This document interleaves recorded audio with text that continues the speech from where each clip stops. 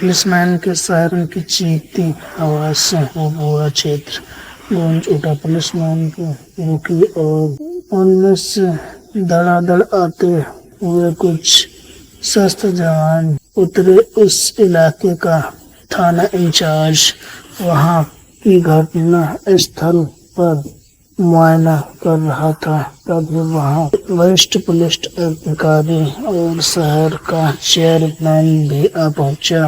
यह सब क्या है इंस्पेक्टर अर्जुन? किसी ने बड़े पैमाने पर हिंसा कारनामा कर दिया है। सड़क पर पड़ी लाशों की बड़ी बुरी दशा थी। उन सबके गुर्दे और कलेजे गायब थे। मगर यह कारनामा किसका है यह जानना हमारे लिए जरूरी है। मैं भी आप ही की तरह किसी जिम्मेदार शहर के इंतकाल करने का ही यहाँ पहुँचा हूँ। मेरे पास कोई जादू की छड़ी नहीं है जिससे पता लगा सकूं कि यह नरभक्षी हत्यारा कौन है। वरिष्ठ पुलिस अधिकारी चौंका। वो बोला, नरभक्षी? यस, नरभक्षी। आप देख ही रहे हैं कि हर लाश का एक एक अंग गायब है।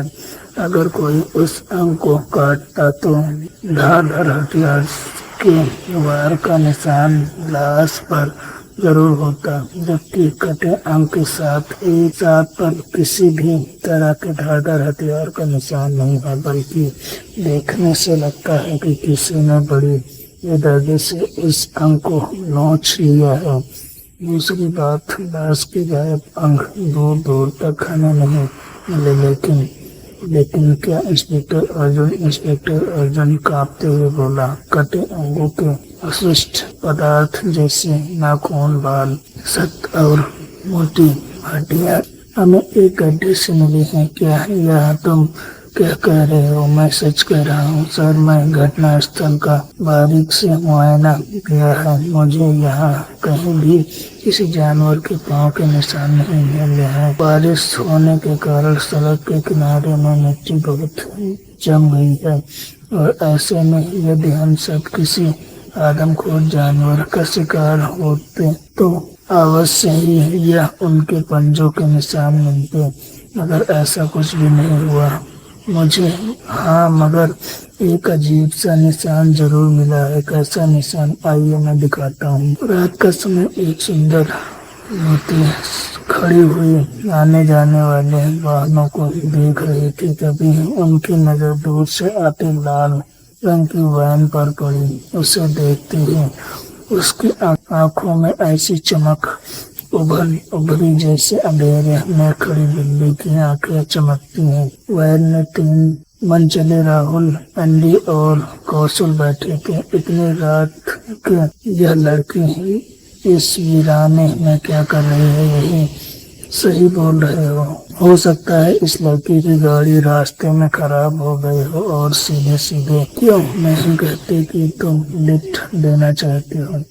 तुम बताओ, क्या हमें लिफ्ट देनी चाहिए? नहीं देनी चाहिए, बिल्कुल नहीं देनी चाहिए। रात का समय है और ऐसे में एक लड़की मुसीबत में है और मुसीबत के समय हमें किसी लड़की की मदद करनी चाहिए। इतना बोलकर राहुल वैन चालक से बोला, सुनो, यह बेचारी लड़की लिफ्ट के इंतजार में खड़ी लगती है। शायद वैन रोक लो। ठीक है साहब। वैन चालक ने गाड़ी के करीब पहुंचते ही वैन रोक दी। राहुल ने विंडो से सिर बाहर निकालकर बेहद शालीनता से पूछा, yes madam, what can I help you? क्या आप मुझे मॉल रोड से पहले पड़ने वाली मोड़ तक लिफ्ट दे सकते हैं? मगर वो मोड़ तो सुहान नगर की तरफ जाता है। मुझे वही जाना है।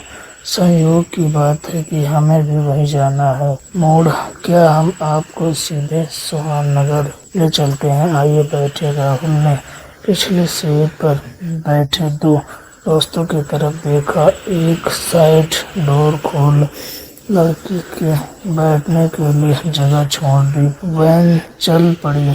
कुछ देर बाद पिछली सीट पर बैठे युवक एंडी बोला, यार यह बदबू किसी की है। सही कह रहे हो, ऐसा लग रहा है जैसे कहीं मुर्दा जल रहा हो और मांस सड़ रहा हो। जैसे ही कौशल की नजर अपने सामने लगे ब्लू मिरर पर पड़ी तो उसके हलक से चीख निकल गई। राहुल और एंडी की नजर लड़की पर पड़ी तो वह भी चीख पड़े।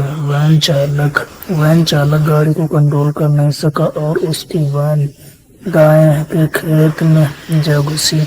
यह कौन है यार? वो लड़की कहाँ गई? देखो तुम अभी तक समझे नहीं, वो लड़की है।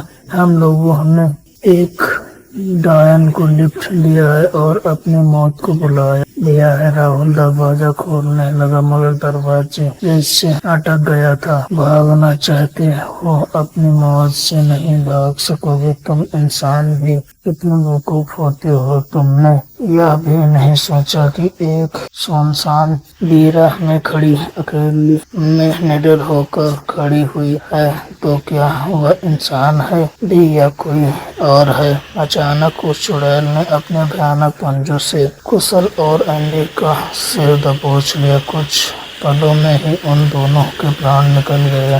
ड्राइवर यह दृश्य देखकर तुरंत बेहोश हो गया। उसी समय अगली सीट पर बैठे राहुल ने इसी तरह दरवाजा खोल लिया और भागने लगा। अचानक उसका सिर किसी पत्थर से जा टकराया और फिर वह बेहोश हो गया। सुबह होने पर जब उसे इसका अगला पार्ट बहुत जल्द आएगा।